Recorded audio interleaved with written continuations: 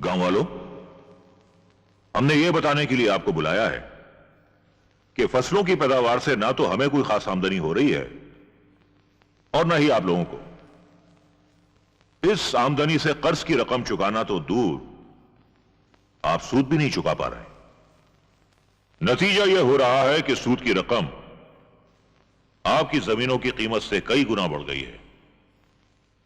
इसलिए यह घाटे का काम करना सरासर हिमाकत है। तो हमने यह फैसला किया है कि इस साल से फसलों का बोना बिल्कुल बंद। लेकिन ठाकुर साहब, काश्तकार खाएंगे क्या? ये लोग तो बेचारे भूखे मर जाएंगे। नहीं सरपंच, हम ऐसा नहीं होने देंगे। हमने यहां एक से बढ़कर एक फैक्ट्रियां और कारखाने लगाने का फैसला किया है।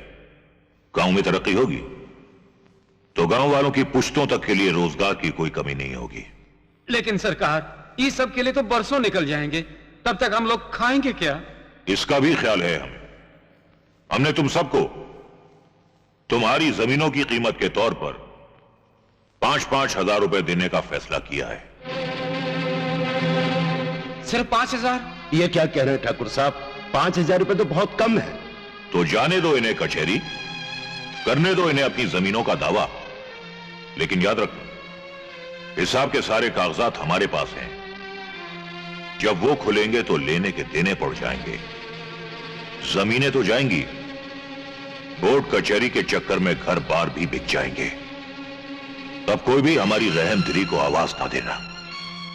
तब हम इन्हें 5,000 रुपए तो क्या, एक बूटी कौड़ी नहीं देंगे। बोलो, क्या फैसला है तुम लोगों का? ठाकुर साहब, हमें आपका फैसला मंजूर है। तो एक एक करके आगे बढ़ो और लगाओ कागजात पर अंगूठा। ये हरिया, चल पहले तू आजा। नहीं, मैं 5,000 में अपनी जमीन नहीं बेचूंगा। मैं नहीं लगाऊंगा अंगूठा। काली जी दादा। जो अंगूठा हमारे काम ना आए, उस अंगूठे का हरिया के हाथ पर क्या काम? काट दे उसे।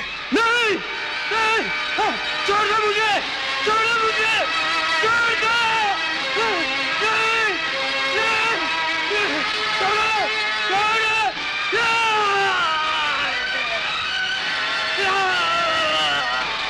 ले जाओ इसे और फेंक दो बाहर, वरना इसका गंदा खून हमारा कालीन खराब कर देगा।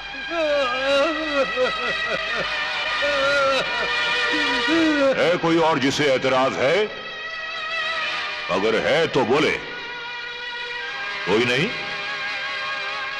तो एक एक करके आओ और लगाओ अंगूठा।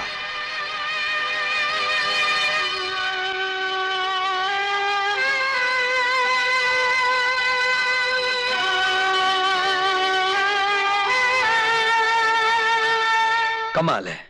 क्या ये कम है कि रोजगार के चक्कर में हजारों किसान शहर की तरफ जा चुके हैं, धरती से अपना नाता तोड़ चुके हैं, और अब खेती बाड़ी की जमीन पर मिलें और फैक्ट्रियां लगाकर आप और सरकार धरती से बाकी जुड़े लोगों को उखाड़ फेंकना चाहते हैं। अरे भाई, तरक्की को कौन रोक सकता है?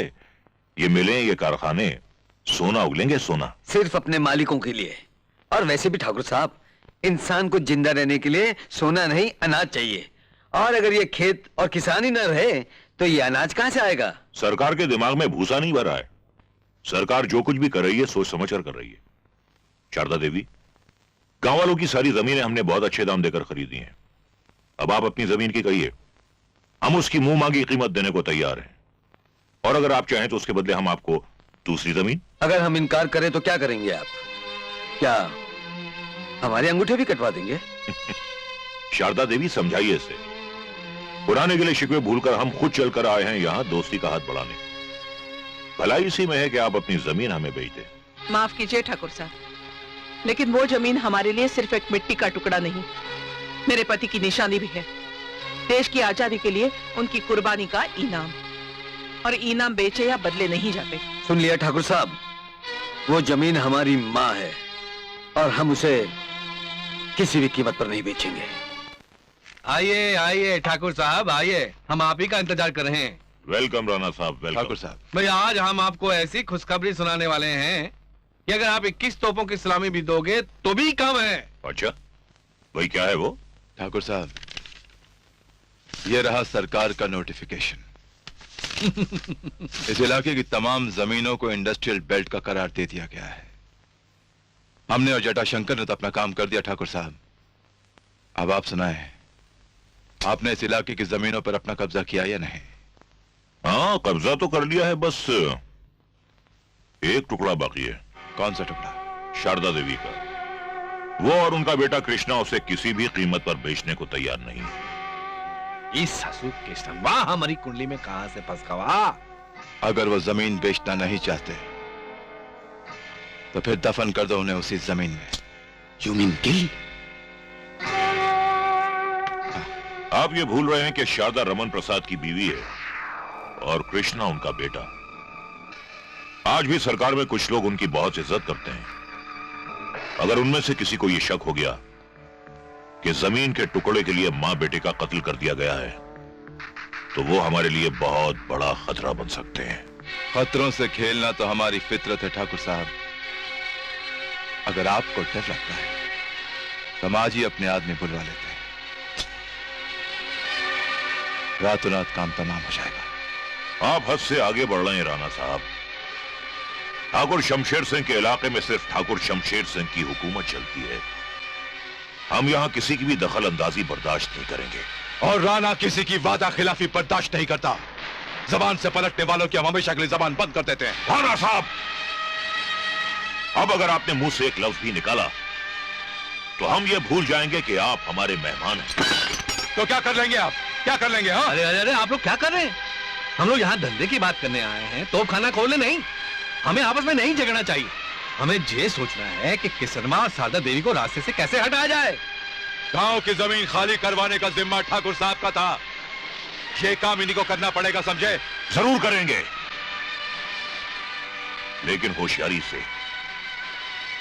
उन दोनों को रास्ते से हटाने के लिए हमें कोई ऐसी तरकीब सोचनी होगी जिससे सांप भी मर जाए और लाठी भी ना टूटे।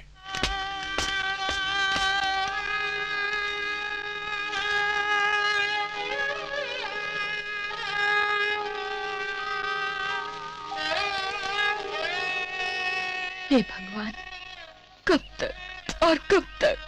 आदाब मेरा बहन, क्या बात है? आप कुछ परेशान सी नजर आ रहे हैं।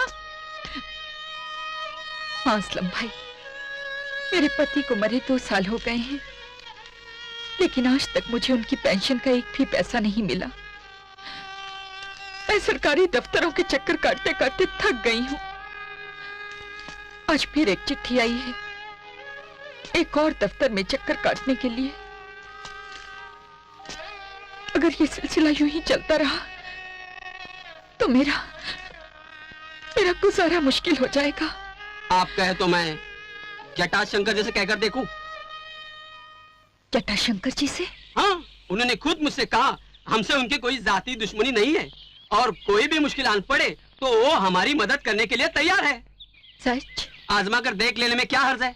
राम, बहुत देर हो गई भाई, मीटिंग में पहुंचना है। साहब, यही है मेरा दीदी, जिनके बारे में मैंने आपसे बात की थी। जी नमस्ते। नमस्ते नमस्ते। कोई फिक्र की बात नहीं है। नारी कल्याण तो हमारे जीवन का लक्ष्य है। नहीं जाति को आगे नहीं बढ़ाएंगे तो देश कैसे आगे बढ़ेगा? आप ये बताएं, अर्जी लिखकर आई हैं?